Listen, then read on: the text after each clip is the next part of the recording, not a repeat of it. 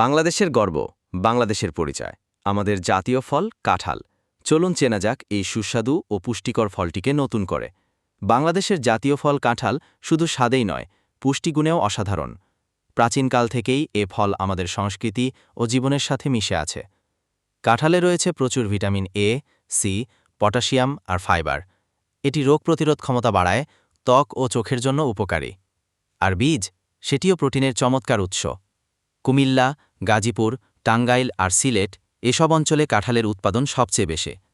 কাঁঠাল দেশের চাহিদা মিটিয়ে বিদেশেও রপ্তানি হয়। ১৯৭৩ সালে বাংলাদেশ সরকার কাঁঠালকে জাতীয় ফল হিসাবে স্বীকৃতি দেয়। এটি আমাদের জাতীয় ঐতিহ্যের এক অনন্য প্রতীক।